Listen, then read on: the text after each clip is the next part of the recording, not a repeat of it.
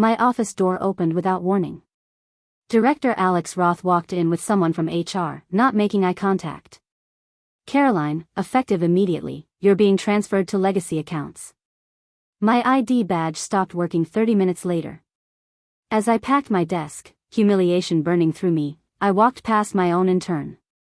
She was moving into my office, promoted to my role.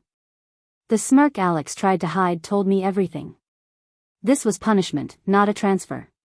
My name is Caroline Myers. I'm 34, spent 8 years at this company as a senior analyst.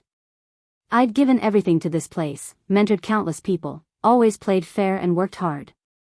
That was my mistake. I didn't play dirty. But Alex did. And I knew exactly why he got rid of me. Alex Roth was all charisma and performative equality talk. He praised collaboration constantly but only promoted his inner circle of young men. 3 weeks ago, I'd spoken up in a closed meeting about financial discrepancies in our reporting.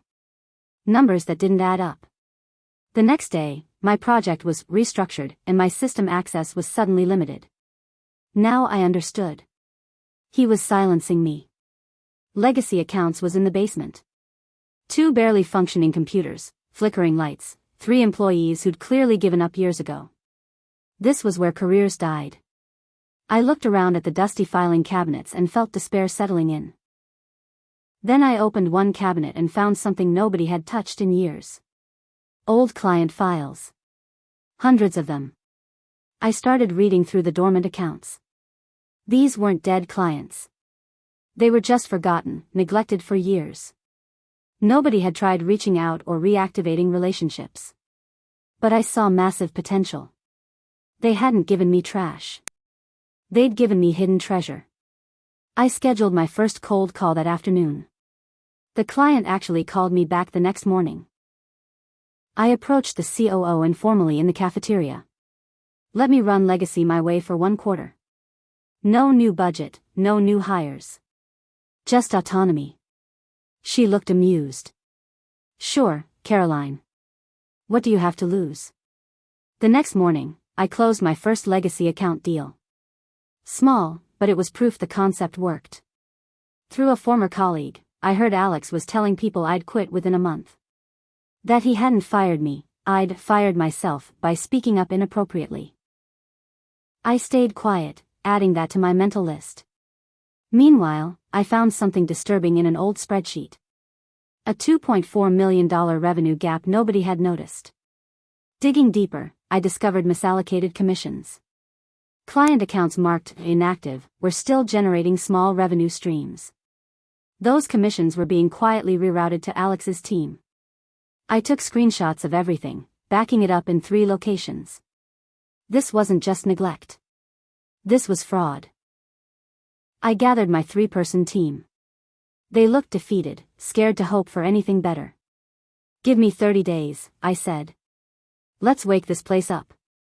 1 employee agreed enthusiastically. 1 quit immediately. The 3rd, Marcus, just watched me silently. At 2:17 that morning, Marcus sent me a confidential tip. The tip led me to a former employee who'd been forced to sign an NDA about legacy lead manipulation years ago. The NDA had just expired. When I called him, he laughed. "Oh, you're finally coming for Alex, huh?" He agreed to share everything he knew. 3 months later, Legacy posted its first profit in years. Modest, quiet, but undeniably profitable. The COO noticed. Alex didn't, too focused on his own division. I walked into the next leadership meeting uninvited and dropped my revenue report on the conference table. Alex's face went pale. Alex laughed dismissively. "That's cute. She thinks legacy counts now." Others chuckled nervously. I stayed calm, watching him perform. Then I turned to the COO. "I'd like to request full autonomy over client recovery strategy." She approved it on the spot. Alex stopped laughing. With autonomy, I built real systems. Automated follow-ups, structured processes, clear accountability. I assigned each team member 5 dormant clients and tracked results weekly. The team started believing in themselves. Then something perfect happened. One reactivated client used to work with Alex. And they remembered everything. The client specifically requested to move all their business to me. You were the only one who followed up during that product delay years ago, they said. Alex's team ghosted us. I processed the transfer immediately. Alex demanded a meeting to know why his clients were being poached. I sat quietly while Alex ranted about territory and protocols. When he finished, I slid a revenue comparison across the table. His division versus mine. The numbers were stark. You're not being poached, Alex. You're being replaced. His face went red as the COO reviewed my document. Word spread quickly. Legacy was outperforming sales. The cafeteria buzzed with whispers. HR reached out to check in. I smiled politely and said everything was fine. Then I was invited to present at the quarterly town hall. This was my moment to show everyone what I'd built. My presentation was clean, data-focused, professional. No drama, just undeniable results. The audience applauded loudly. Even the COO looked impressed. Alex clapped too, but his smile was tight and cold. He knew I'd just demonstrated his entire division was failing while the dead department thrived. An audit error suddenly appeared in corporate reports, misrepresenting Legacy's profit margins. Someone was trying to sabotage my numbers. But I'd prepared for this. I walked into the COO's office with proof showing exactly who had altered the reports. The evidence pointed directly to Alex's team. An internal investigation launched quietly. Alex's people started panicking, deleting Slack messages and avoiding meetings. I stayed calm, focused on my work. Then the COO sent me a one-line email. Keep building. Don't stop. That was all the confirmation I needed that the investigation was going my way.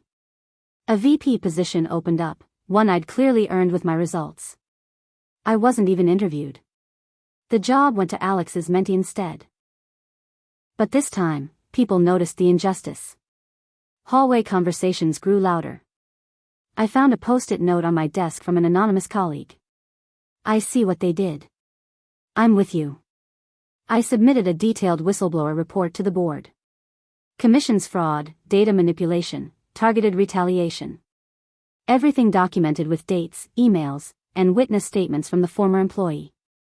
The board responded within 24 hours. We'll be in touch.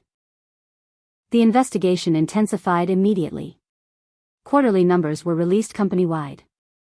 Every division had lost money except one. Legacy Accounts was the only profitable department. The boardroom went silent during the presentation. Midway through the meeting, Alex was asked to step outside. He never came back in. Alex was placed on administrative leave pending the investigation's completion. The internal memo leaked within hours. Legacy was officially renamed Client Success Revitalization, and I was named its director. My name was on the official announcement. A former colleague messaged me simply. He's gone. You won. The company offered me a VP role with a significant raise, a corner office, and profuse apologies. But I'd already accepted a position at a competitor, one offering equity and real leadership opportunities. I scheduled my exit interview and requested the board attend. I had things they needed to hear about their culture. My final day was quiet. I walked past Alex's empty office, his nameplate already removed. I'd been sent to Legacy as punishment, expected to fail and quit. Instead, I'd found purpose in the ruins they'd given me. They buried me in a dead department, hoping I'd disappear. But dead soil is perfect for growth when you know how to work it. I grew roots. And then I bloomed.